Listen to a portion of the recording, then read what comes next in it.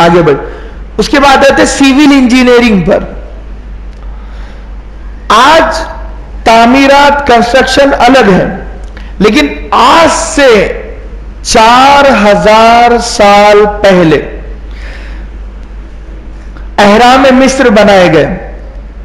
Civil engineering کہتے ہیں کہ کسی چیز کو بنانا، تعمیر کرنا، بلڈنگ بنانا، عمارت بنانا. وہ جو کھیتی والا علم تھا وہ تو تھوڑا بڑا اور پھر پیچھے چلا گیا. پھر لوگ سیول انجینئرنگ میں ایسے بڑے کہ بڑی بڑی عمارتیں الگ الگ طرح کی بنانے لگے. تو اہرام مصر بنائے گئے. یعنی مصر میں جو بادشاہ تھے جب وہ مر جاتے تو ان کا یہ عقیدہ تھا اور ان میں یہ پرمپرا تھی کہ وہ اپنے باڈی کو محفوظ رکھتے تھے، سیف کرتے تھے، حنوط بناتے تھے، ممیفائی بناتے تھے، یعنی اس کو مسالے لگاتے تھے اور اس کو محفوظ رکھتے تھے. اور اس کے اندر اس بادشاہ کا سونا بھی رکھا جاتا تھا تابوت میں، اور اس کو انہوں نے پھر مثلث کی شکل میں بڑے بڑے مقبرے بنائے جسے اہرام مصر کہا جاتا ہے. پیرامڈس بھی کہا جاتا ہے جسے پیرامڈس آف ایجپٹ. مصر کے پیرامڈس یہ بھی ونڈرز آف دی ورلڈ میں شامل ہے، یعنی دنیا کے 7 بڑے عجوبوں میں یہ عجوبے شامل ہیں. تو 138 پیرامڈس آج مصر میں ابھی موجود ہیں. 138 فرعون گزرے ہیں. موسیٰ علیہ السلام کا جو فرعون تھا، فرعون ایک لقب کا نام ہے، ایک پروٹوکول کا نام ہے، ایک کرسی کا نام ہے، ایک رتبے کا نام ہے. جیسے وزیر اعظم ایک رتبہ ہم کہتے ہیں، وزیر خزانہ ایک رتبہ ہم کہتے ہیں، سی ایم پی ایم. تو بالکل مصری زبان میں، ایجپٹ کی زبان میں اسے فرعون کہا جاتا تھا. ریمسس فرعون کہا جاتا تھا بادشاہ کو. تو 138 بادشاہ گزرے، ان کے ساروں کے قبریں بنی ہیں. اب کیونکہ عقیدہ تھا ان کا کہ ہماری لاش کو محفوظ رکھے گے تو اب ہم زندہ ہو جائے گے. ان کا یہ عقیدہ تھا کہ اگر مر گئے، مرنے کے بعد لاش ہو بہو ویسی ہی رہی تو کچھ دنوں کے بعد ہم زندہ ہو جاتے ہیں. اسی لیے وہ خزانوں کو، سونے چاندی کو چھپاتے. لیکن پھر ہونے یہ لگا کہ ایک بادشاہ نے دوسرے بادشاہ کی قبر کو کھودا اور سونا نکالا، دوسرے نے تیسرے کی سونا نکالا. دھیرے دھیرے پھر وہ طریقہ بھی ختم ہوا. لیکن پیرامڈس آج بھی باقی ہیں. عجیب چیز اس میں کہ ایک ایک اسٹون، یعنی ایک ایک پتھر اتنا وزنی ہے. ہم ایک مسجد بنائے یا عمارت بنائے تو اینٹوں سے جوڑتے ہیں ہم اس کو، لیکن پیرامڈس کے جو اسٹون ہے وہ اتنا وزنی ہے. بتایا جاتا ہے کہ 2700 ٹن سے لے کر یہ 27,000 ٹن تک کا اس کا ایک پتھر کا، ایک اسٹون کا وزن ہے. ایسے ایک بلاک میں 3 بلاک ہوتے ہیں مثلث کے، یعنی تکونی ٹائپ اس کو ایسے بنایا ہے. تو یہ جو سامنے کا بلاک ہے 23 لاکھ اسٹون اس میں لگے ہیں. ایک اسٹون اور ایک چٹان اور ایک پتھر ایسا ہے کہ اگر کرین اٹھائے تو بمشکل 1 یا 2 وہ پتھر اٹھا سکے کرین اس زمانے میں. تو لوگوں نے تعمیرات، کنسٹرکشن کیسے کی ہے کہ آج کی کنسٹرکشن فیل ہو جائے. میں بتا رہا ہوں کہ علم کہاں سے کہاں ملا. تو انہوں نے بڑے بڑے اور ہائٹ کی 435 فٹ جو ہائٹ ہے وہ سب سے چھوٹے پیرامڈس کی ہے. 435 فٹ. یہ جو مسجد ہے زیادہ سے زیادہ 20 فٹ 25 فٹ یہ ہماری 3 ہوگی ہائٹ ہوگی اس کی. خانہ کعبہ ڈبل لے لیا جائے 50 فٹ. لیکن پیرامڈس کی جو ہائٹ ہے 435 فٹ یہ چھوٹی کی ہے. اس سے اندازہ مجھے اور آپ کو لگانا چاہیے کہ یہ اس کی لمبائی ہے، اس کی چوڑائی 800 فٹ سے بھی زیادہ. ایک تو یعنی کہ لمبائی اس کی 435 فٹ ہے اور چوڑائی اس کی، اور ایسے تین بلاک، 3 دیواریں. کتنا مشکل ہے بنانا.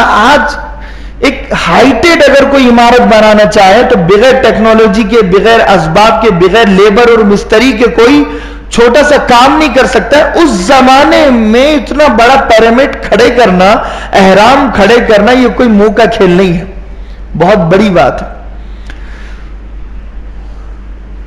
جب وہ بنے اور لوگوں نے اس پر 40 سال ریسرچ کی ہے اس کو سمجھنے کے لیے کہ یہ آخر ہے کیا، انہیں 40 سال میں سمجھ میں نہیں آیا.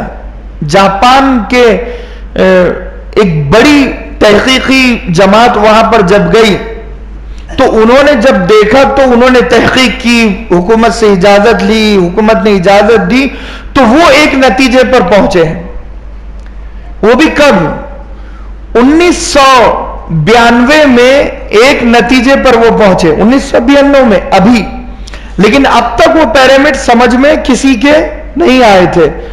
1992 میں جب ایک گئی جماعت وہاں پر، انہوں نے تحقیق کیا تو ان کو تھوڑی تھوڑی جگہ خالی لگی ہے. اور ایسا نہیں ہے کہ یہ پتھر چھوٹا، یہ بڑا، یہ بڑا، یہ چھوٹا. ہر پتھر سیم ٹو سیم، اس کی لمبائی چوڑائی سیم ٹو سیم، اس کا سائز، اس کی بناوٹ، اور ہر پتھر ایسے رکھے ہوا ہے کہ اس میں انسان پتھر کی ابتدا انتہا دیکھنے سے، سمجھنے سے قاصر ہو جائے. یعنی پتھر شروع کہاں سے ہو رہا ہے، اوریجنل. اس خوبصورتی سے اور اس اچھائی سے کام کیا گیا ہے کہ پتھر کہاں شروع کہاں ختم سمجھ میں نہیں آ رہا ہے. جب وہ جاپانی جماعت نے جب وہاں پر تحقیق کی تو انہیں ایک بلاک نظر آیا. بلاک میں تھوڑا سا ڈسٹنس تھا، انہوں نے اس کو کھودنے کی اجازت، جب کھودا اسے تو ایک سیڑھی اس میں سے نکلی. وہ سیڑھی پر جب گئے، الگ الگ ٹنلز تھے، باریک باریک دیواریں تھیں، انہوں نے اس کے نیچے گئے، تحقیق کی تو 3 بڑی بڑی باتیں انہوں نے پائی. حالانکہ رپورٹ ان کی جو تھی، جو جاپانی جماعت وہاں پر گئی تھی، انہوں نے جو رپورٹ دی تھی وہ رپورٹ تقریباً 57 پیجز کی تھی. 57 پیجز میں انہوں نے اپنی تجربے کو، ایکسپیرینس کو شیئر کیا ہے کہ ہم نے یہ دیکھا، ہم نے یہ دیکھا، ہم ایسے ہو گئے، پریشان ہو گئے. تو اس کا خلاصہ تین باتیں ہیں. پہلی بات یہ ہے کہ جب وہ اندر گئے تو وہ حیران اور پریشان ہو گئے کہ دن اور رات کا پتہ چلتا ہے. اندر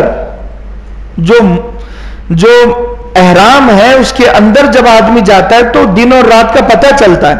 ایسے پتھر کہ باہر سے کچھ نہ سمجھ میں آئے لیکن اندر جو آدمی جائے باہر کا ہر چیز اسے نظر آئے.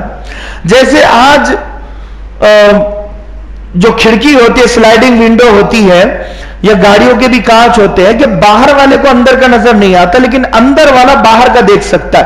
اس زمانے میں ایسا پتھر لگانا، تلاش کرنا، نہ جانے کہاں ملا ہوگا، اللہ رحم کرے. سورج کی روشنی جیسے ایک فائبر ہوتا ہے، فائبر سورج کی روشنی کو پاس کرتا ہے، سورج کی روشنی ادھر سے ادھر جاتی ہے. تو احرام کی وہ جو پتھر تھے بالکل ایسے ہی دن کے وقت میں سورج کی روشنی پورا پاس ہو رہی تھی، اندر سمجھ میں آ رہا تھا. مگر باہر دیکھنے والے کو یہ ساری چیزیں سمجھ میں نہیں آتی. پہلی چیز انہوں نے دیکھی کہ بغیر کسی چیز کی مدد کے ہمیں دن اور رات سمجھ میں آ رہے تھے، کیونکہ جو پتھر تھے وہ خود بلب بنے ہوئے تھے، وہ خود روشنی اور لائٹ بنے ہوئے تھے. دوسری چیز انہوں نے لکھا کہ سلیکون گالا اسے کہتے ہیں کہ ایک پتھر میں سے ہوا نکل رہی ہے اور دوسرے پتھر میں سے جا رہی ہے. یعنی ہوا کی کوئی ضرورت وہاں پر ہے ہی نہیں، باہر کی ہوا کی. اندر کی ایسی قدرتی ہوا کہ ایک پتھر سے نکل رہی ہے، دوسرے پتھر سے جا رہی ہے، تیسرے سے نکل رہی ہے، چوتھے سے جا رہی ہے.